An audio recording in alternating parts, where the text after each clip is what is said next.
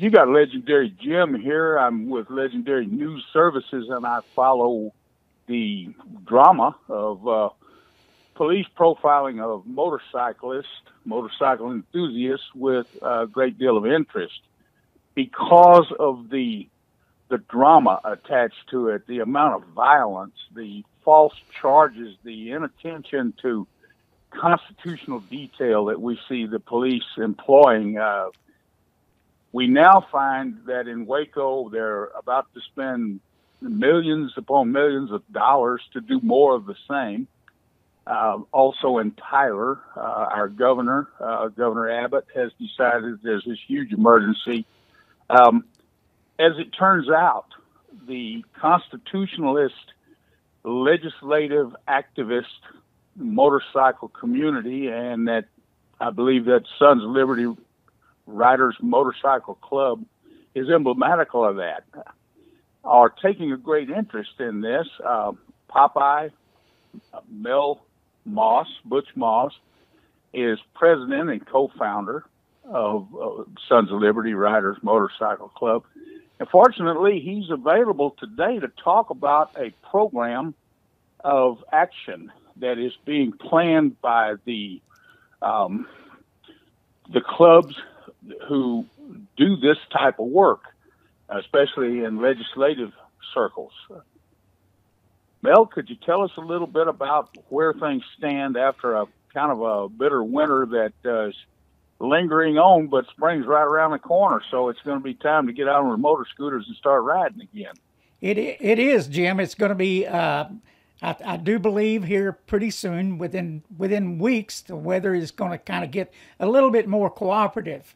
And of course, when we see things that are going on like are going on right now, where the Texas Governor Greg Abbott has announced Waco and Tyler to get new anti-gang centers.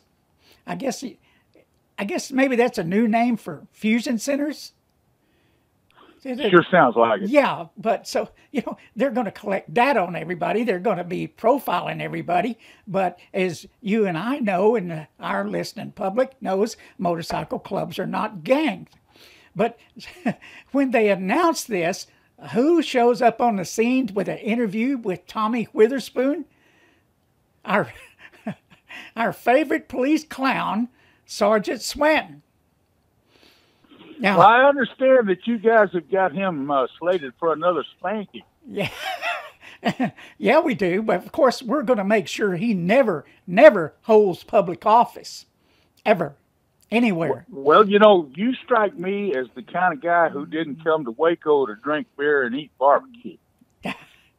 Looks to me like you were down on that courthouse square doing some kind of bodacious politicking, and you're back and ready. I'm glad to see you coming back in that town again. That is correct. And, another trip to Waco is imminent with what's being said, because there's more lies and innuendos coming out of Sergeant Swanton's mouth.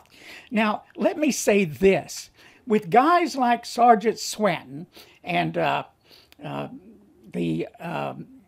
Mr. Mann, Deputy Mann up here in Tarrant County, they are ready to throw their cities under the bus at a moment's notice. Because Sergeant Swanton has announced proudly, we got the Bloods, we got the Crips, we got MS-13, we got the Mexican Mafia, and hell, we got people you've never heard of before. So who wants to move to Waco? It's gang infested, according to Sergeant Swanton. Oh, yeah. Every time I find myself in charge of the relocation committee for a major industrial development, when I hear something like that, I think, well, gee, that's not where I want to bring my people. I don't want to transfer them from another state and then come into this hellhole where everything's run by the gangs, and we've got a policeman whining about it. What a mess.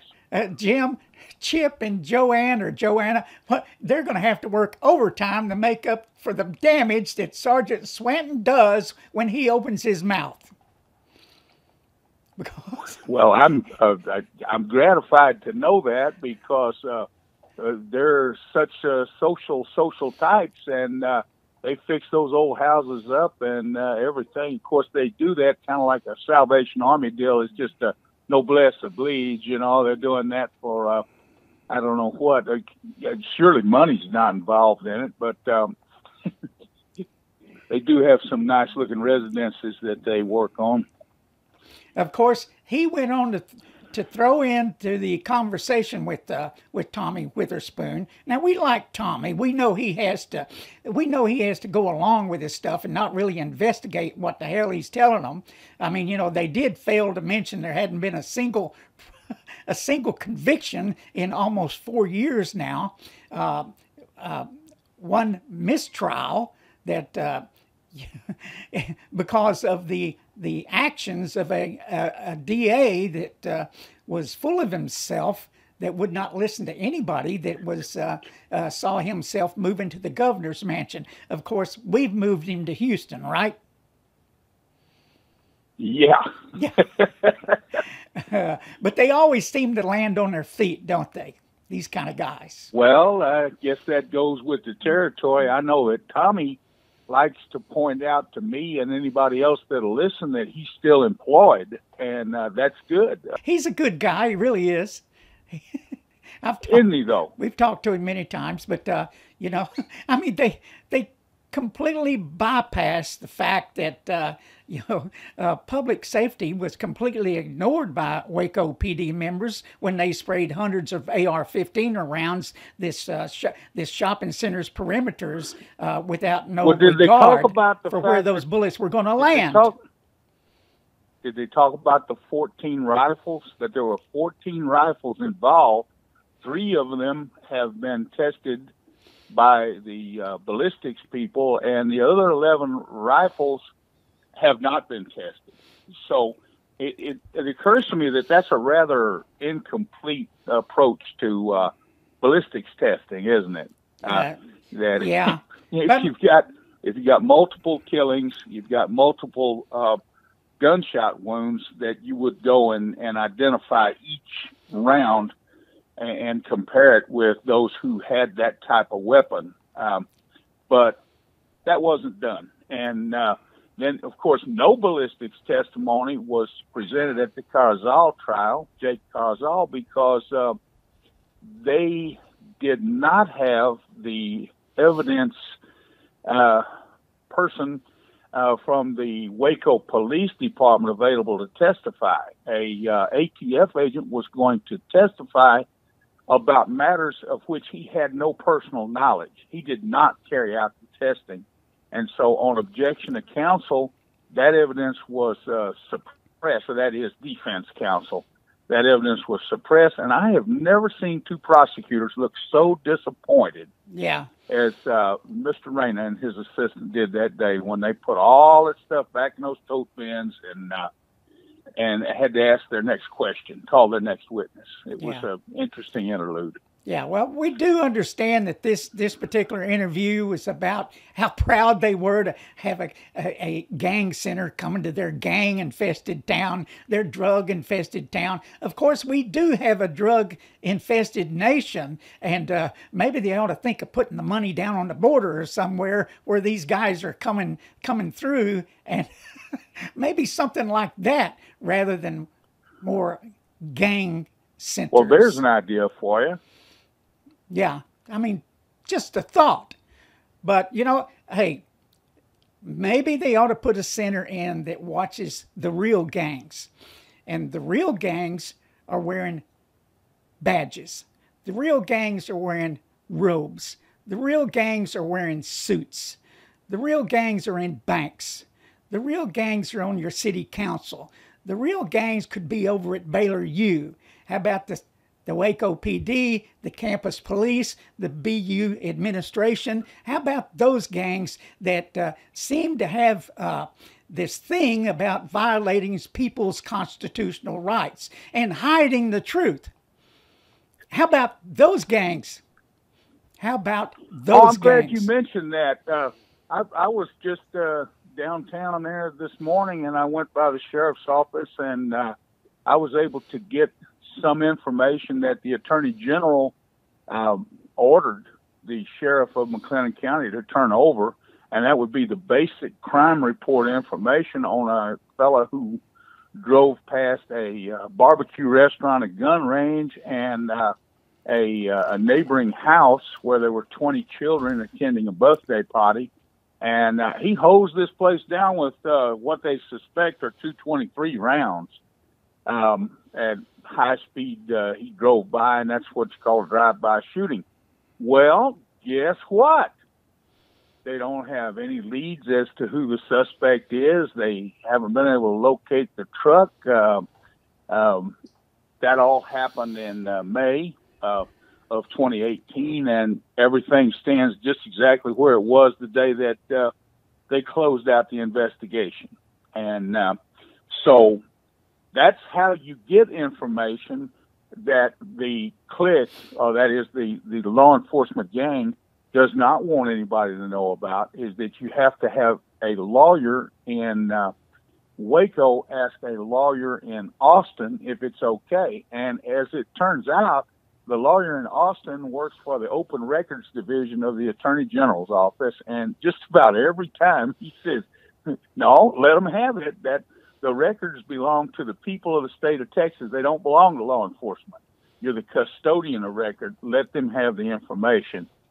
And it's kind of an interesting conundrum, but gee, that's the way it goes. Now, most of the media doesn't have to ask for anything. They get called to the sheriff's office, and they find out that there's been guys who have been getting happy ending massages. Oh, yeah. On camera. And then, come to find out, they won't prosecute because they didn't write their probable cause affidavits in a constitutional fashion. And then, we also find out that there are people working in Chinese restaurants who aren't here legally, and that's human trafficking. It's not just immigration or without papers or something. It's a deeper, more sinister thing we haven't seen since the I don't know, sometime before World War I or maybe '04 or something. It's been a long time, like Jim, they say in Tin Pan Alley. I wanna ask you: is there, if I come down there, which I'm gonna do, and of course we'll go to one of the local watering holes. If we ask people, hey, is Waco gang infested? Where are the gangs at? Do we need to start a gang tour? We'll get us a little tour bus and take people out to see the gangs. If we can go to the Salty Dog up around the corner of Cobb's and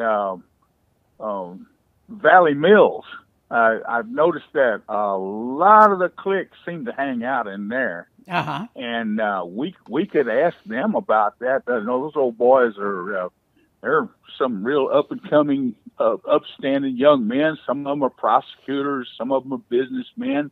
And we could ask them about that, I think that our former elected criminal district attorney, Abel Reyna, I think that's one of his favorite watering holes. Yeah. And we could go right on in there, and I hope that you wear your motorcycle club colors. We will damn sure do that. Turn your vest inside out.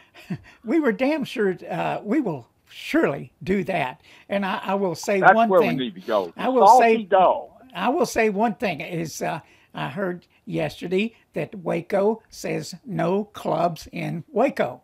Is that right? That's what they explained to me. That's what they explained to you. Well, that ought to be a surprise to the clubs that exist in Waco. Sure should. Yeah. But we're coming to Waco. And yes, we will have the Constitution as our permit. That's all we need. That's all we need. Well, until somebody comes up with a bomb scare. Hey, well, true. But it's the right of the people to peacefully assemble and to petition the government for redress and grievances. We will be there. Absolutely correct. We will be coming. And, the weather's going to be warmer soon. And you can bet we're going to be watching what's going on down there. Now, I know the governor likes to spread that money around for all, because that's one of his things is that, oh, God, we're going to get rid of all the gangs. Well, I'm not too sure. I mean, I don't see this in the news a lot, where they're having a lot of success. That's like the Fort Worth SRT unit, who has to spend their time profiling motorcyclists, who have to spend their time harassing them. And from what I understand, it's going on in other areas, but it's especially prevalent here in the DFW area. I mean, there's not a single motorcycle club that I know of that is outlawed to be in this country. There's not a single organization. Hell, they can't get rid of MS-13 if they're not committing any crimes. Sure seems that way, doesn't it? I know. Hell, if I was going to get rid of an organization, it would be the DNC. But I digress. They'll do more damage to the country than anybody. But it's like I said, it's like I talked about, all the things that go on there in the city of Waco, the county of Waco, the police, the courts, everything that's crooked about it, you know, it goes unchecked. But the thing they hate worse is to be exposed. I promise you. They don't like to have to carry through with prosecutions. What they like to do, they like to punish people by making them post a big fine bond fee, and then the sureter goes off the bond 2 or 3 times, and they get to rewrite it at the same price, pure profit. And then, you know, keeping people on the docket for years, and then when they won't plead guilty, what they do is they decline prosecution at that point. But it's got its moments, I'm sure, you know, going through all that. It's the kind of thing that you really don't want to, you know, to get involved in. But then they've got, you know, quite a few people there in town who like to kind of confront people, and you know, the thing gets kind of salty at times, kind of like salty dog, you know. Yeah. But anyway, I ain't gonna cry about it. I mean, you can tell by looking at me what I am. I never tried to be anything other than what I am, and it's just not suitable. Yeah. No matter what I do, I don't seem to be able to clean up my act. You know what, Jim? When we come, we bring the truth as we know it, the truth as we can find it. And a lot of times the truth is really hard to find. It, you know, we're going on 4 years of the Twin Peaks saga, and there's so much that's still unknown. And whether anybody will ever actually be convicted of crime, I don't know. I don't know that the Waco PD wants to be involved in it anymore, because I don't think they can get away with the lies, you know, from what they showed us in that first trial. They were all over the place, just really all over the place. So I don't know. We'll see going forward. There's still 20-something people. What is it, 27? They're still being held hostage. Well, that's how criminal jurisprudence operates in that town. They you stay under indictment for years, and then when you finally do receive a sentence, you almost beat yourself coming and going from Huntsville. You no sooner get to the farm that you're going to serve time on than you're eligible for parole, and you roll them up and go back to get paroled out of the walls, and that's the end of that. So people actually do their time either in county jail or on the streets. Yeah. Because operating a jail should be just like a business. There you go. They are for profit, right? And we've screamed about that since day one. I don't want to go to jail. If that's business, I don't want to do business. I promise you, every time I walk into a legislator's office, I'm bitching about for-profit jails. Every time. And everybody else should be doing that too. It's corrupt as hell. It corrupts. Absolutely. And so, anyway. So that's part of the agenda, is to begin to make generous contributions to legislators' reelection campaign funds. You know, because I mean, we could learn something from the cops. They do that, don't they? yeah, I saw that you mentioned that morning. It's no secret. I've been talking about that for years. I don't want to say yelling about it because I haven't. I do. I've been talking about it for years. We need a political pact. We need to be able to play the game like everybody else does. I mean, all these police unions, everything else, they're spending money. They're giving these politicians money. We've got to be able to play the game. And we are going to start a general political pact that must be spent here in Texas, and it must be accounted for. So we're going to do that soon. And, we're going to... So putting all your eggs in one basket just doesn't work with those boys. They got to see some cold, hard cash, huh? Hey, look, I mean, I know when I walk into a politician's office and we start talking to them about motorcycle profiling, and then, they say, they look at it, they read it, they get it. We have enough data to prove our point. It's there for them to see. And they go, oh man, that's bad. But I'm not the one to carry that bill for you. Let me go shop it to somebody else. My head wants to explode. They're our friends to a point,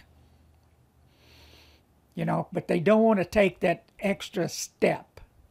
And so we have to play the game, Jim. I mean, are they looking to the guys who ride bikes to change their behavior, their costume, or their culture to the extent that the police won't bother them anymore? Because that's not going to work.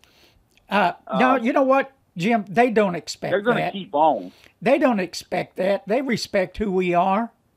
Those that have had contact with us, those of them who have spoke before us, they get it, and they respect it. But we've got to make them our very, very best friend. And how you do that is you play the game. Everybody else. What kind of loot's going to be involved? Everybody else is. I can't. Is there a limit to what a pack can give somebody? No. You can either concentrate on one candidate or you can spread it around. It's depending on what is working for you. You've got to look out there at the landscape and see what's going on and who's your best shot. And, and it can be as simple as getting out and participating in a campaign. Like Los Paradas did there in Waco with Barry Johnson's campaign. They got in there and pitched in. And let me tell you, that earns so much respect right there. And that may count. Johnson is a very savvy trial attorney. Yeah. And quite an administrator. He was I believe, a managing general partner at his partnership in Dallas, where he retired. And so he was in charge of deciding which cases they take, who would actually lead the defense or the prosecution. It's mostly civil law, but that's really where the action is in courts. Right.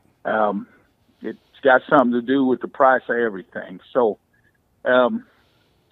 he told me that he intends to bring the same approach to the People's Law Firm, which is the people of the state of Texas.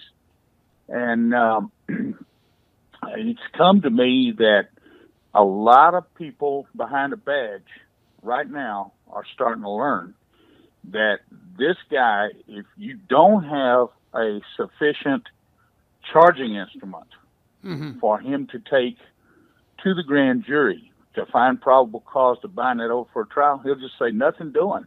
Yeah. No can do. You need to go back and learn how to write a probable cause affidavit or an affidavit of warrantless arrest, because that thing's got 4 areas. And of course, we've covered that in print a lot of times. It's very simple, very straightforward, but a lot of cops just won't do it. So they're going to find out that they've spent a lot of man hours and they've turned in statistics showing that they cleared this kind of crime.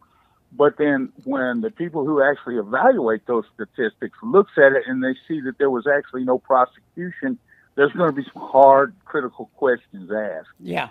And it could very well be that they're going to have to change their style, their management style. You know, Jim, that would be one way of doing it, would be to get the people on the key committees who authorize the type of expenditures that we see, to get those legislators and especially those congressmen on the federal level who ride herd in the House of Representatives in both state and federal, as to how much money are we going to spend on these type of Department of Justice block grants, right, to states and to communities for things like a gang task force center, right, for the region around Waco or the region around Tyler. How effective has your prosecution been, and then now in what ways do you actually intend to improve this? And believe me, those guys are not dumb. Most of them are businessmen, and they know the value of a dollar. They've met a payroll before, and they can tell by looking at a budget whether it's going to work or not. Yeah. So I think that would be one way to do that, that these guys are scared to death of cops because cops all have relatives. And if the cop says, no, let's get rid of this guy, well, he's just shy of his retirement, which is the same as a district judge's salary. If they work long enough in the state legislature, they retire on the same salary level as a district judge. Wow. You can live. A lot of times, it's how secure they are in their position in their re-elections. So you know, it's just it's part of the deal. Let me wrap up here because I've got to go on. In closing, let me say this: I look at these gang centers, fusion centers, whatever you want to call them. Those are centers that have data in them that are collected by biased individuals. People that have bought into the narrative, people that want to spread the narrative, and people who, in general, are just plain don't like bikers or gang, whatever they've been sold. But as we know, you and I know, and our audience knows, motorcycle clubs are not gangs. Fusion centers are not worth the taxpayers' money. They're just not. They don't stop crime. They do not stop crime. All they're doing is trying to collect data on individuals and do guesswork. You got guys sitting around in some room making decisions about people they do not know. And many times the data that comes into them, the person that took the data don't know. They're looking at pieces of paper. They're looking at their tattoos. They're looking at their bodies. They're looking at their colors. They're looking at their damn bikes and making a decision on them. Now, unless they've been to prison, and, you know, of course, they start taking the pictures of the tattoos and all that stuff. I don't know what that prevents, Jim. I don't know what that prevents, because a lot of real gangs, they don't mind going to prison. It's a badge of honor. And I can promise you, you can't have the freedom of the road if you're sitting in jail. Place you want to stay out of. That's right. So doesn't even look good on the resume. I know it doesn't. And so our job now is to get out there and spread the truth as we know it. Go out and meet the public and let them know we're not what they're being told we are, and we need to have business owners know that when the police come around and they threaten calling the TABC on them, that they have the right to seek damages when those people do that kind of stuff. When law enforcement does that, it is against the law for them to do that. And people have gotten damages when that has happened in this country. And I would suspect that most business owners, whether they're bar owners, restaurant owners, or places like Wilson's Leather Goods, don't know this, but we're going to make damn sure they do as we do our work here. And the mail, I'm sorry, I'm used to talking to mail. We are not going to tell anybody what we're doing because, Jim, things are fluid. Something may jump up in front of the other one. Some issue may happen that we have to jump on that then, put something off, whatever. It's fluid. And we'll be working it. I can't wait for the weather to change. I can't wait to get out there. I can't wait to go to Waco and spank Sergeant Well, I Swanton. can't wait for you to get here because we're going to have fun. I guarantee you. We always do. Yeah. And I can't wait to go to the Salty Dog and just kind of walk up and down the bar and ask those guys, hey, what are you getting your money's worth from the vigilance for motorcycle gangs? How does that affect commerce? Or how does that affect your place of business or your home? How much is that going to cost you when all these guys get these judgments in federal court for being prosecuted maliciously? That is motorcycle riders and Baylor University students who their lawsuits can proceed. Hello, Waco. Well, it's a fair question. Of course, we're going to be told that we're bad for business to get out. Yeah. That's okay. I don't go to the Salty Dog. In fact, I don't go to bars. It's just a DWI trap. It's a great way to get put in jail, going to bars. We have a unless you're connected. I'm not. Yeah, we have a standard policy when we go to bars and other places like that. I promise you, one of our members can't leave drunk. It's not going to happen. But with that, Jim, I've got to run, man. I've got to.